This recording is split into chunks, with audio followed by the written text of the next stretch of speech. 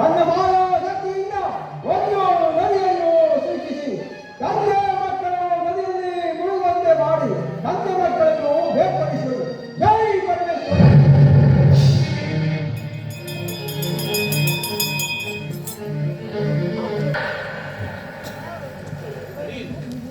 ನಡೀರಿ ಮಕ್ಕಳೇ, ನಡೀರಿ. ಎಲ್ಲಿಯಾದರೂ ಹೋಗಿ ಭಿಕ್ಷೆಯನ್ನು ಬೇಡೋಣ. ಆದರೆ ಮುಂದೆ ಹೋಗಲು ಅಡ್ಡನಾಗಿ ನದಿಯೂ ಬರುತ್ತಿರಲಿಲ್ಲ. ನಿಮ್ಮಿಬ್ಬರನ್ನೂ ನದಿಯನ್ನು ದಾಟಿಸಲು ನನ್ನಿಂದ ಸಾಧ್ಯವಿಲ್ಲ ಮಕ್ಕಳೇ, ಸಾಧ್ಯವಿಲ್ಲ. ಮಗು ಅಂಬರೀಷ, ನಿಮ್ಮ ಹಣ್ಣನಾದ ಕುರು ಪುಸ್ತಕವನ್ನು ನದಿಯಿಂದ ಬಿಟ್ಟು ಬಂದು ಅನಂತರ ನಿನ್ನನ್ನು ಕರೆದುಕೊಂಡು ಹೋಗುತ್ತೇನೆ. ಮಗು, ನೀನು ಇಲ್ಲಿಯೇ ಇರು. ಮಗನೇ, ಜೋಪಾನ ಜೋಪಾನ, ಇಲ್ಲೇ ಇರು ಮಗನೇ.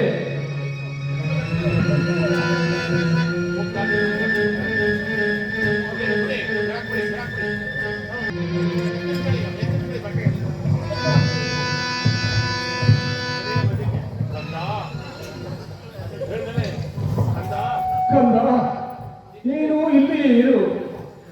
ನಿಮ್ಮ ಹಣ್ಣಾದ ಪುತ್ರವನ್ನು ಕರೆದುಕೊಂಡು ಬರುತ್ತೇನೆ. ಜೋಪಾನ ಕಂದ, ನೀನು ಜೋಪಾನ, ಇಲ್ಲೇ ಇರು, ಇಲ್ಲೇ ಇರು.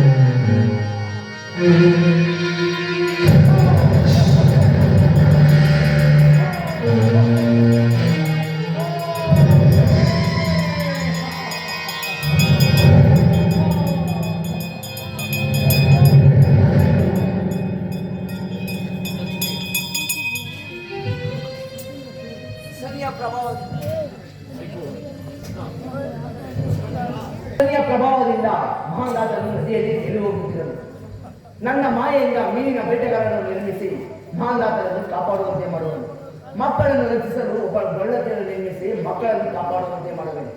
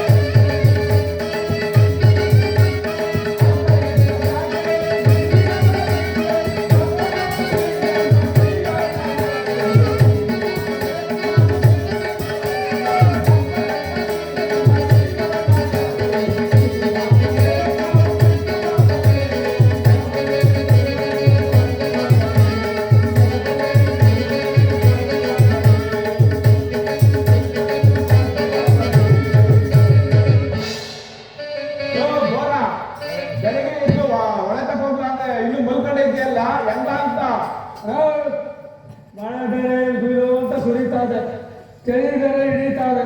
ಈ ತೊಳಗೆ ಒಳ ತಕ್ಕೋ ಮೀನು ಹಿಡಿ ಅಂತೀರಲ್ಲ, ಅವ್ರ ಆನೆ ಹೋಗಿ ಅಷ್ಟೊತ್ತೆ ಮೀನು ಹಿಡ್ಕೊ ಬಂದು ನಾನು ಚೆನ್ನಾಗುದಿಲ್ಲ ಸಿಗುದೇ ಆಯ್ತೀಯ ಎಂತ ಚಳಿಲಿಲ್ಲ ಯಾರ ಹೋಗಿದ್ದವ್ರು ಒಳೆ ಹತ್ರ.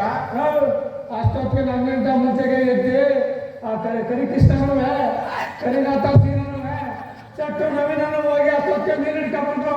ನೀನು ಈಗ ಬಂದು ಮೀನು ಹಿಡ್ಕೊ ಪಾಲ ಅಂತೀಯ. ಏನಣ್ಣ ಅತ್ತ ನೋಡೋಣ, ಏನೋ ಒಳ್ಳೆ ಗೊತ್ತಾಗ ಏಟು ತೊಳಗೆ ನಾವು ಮೀನು ಹಿಡಿತಾಗೋಣ. ನೋಡೋಣ ನೋಡೋಣ ಹೆಂಗ್ ಗೊತ್ತಾಗ ಒಳ್ಳೆ ಮಳೆಯ ಸಿಗ್ಲಿ ನೋಡೋಣ ಯಾವುದು ದೊಡ್ಡ ಮೀನು ಬರ್ತದೆ ಕಣ ಸರಿಯಾದ ಕಣ ಭೀಷಣ ಬರೆಯ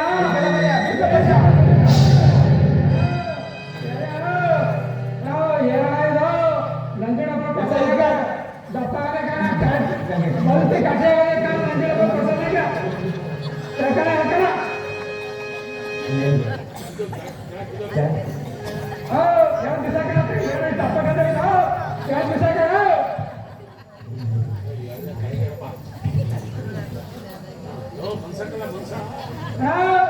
ಮಂಚ ಕರಣ ಮಂಚ ಮೀನ ನೋಡ ಬದುಕವ ಜೀವ ಆಯ್ತಾ